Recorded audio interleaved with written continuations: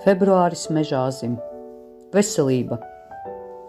Enerģijas līmenis būs stabils, bet neaizmirstiet par atpūtu un mentālo veselību.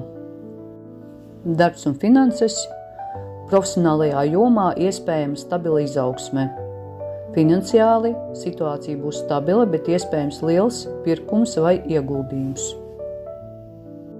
Mīlestības joma. Attiecībās būs svarīgi parādīt partnerim vairāk rūpju un mīlestības. Ja esiet viens, var rasties iespēja nopietnām attiecībām. Dvēseles ceļš.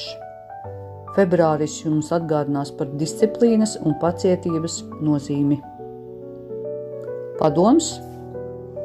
Neaizmirstiet, ka dzīvē ir ne tikai darbs. Atrodiet laiku arī sev un saviem tuvākajiem. Lai jums visiem labi klājās!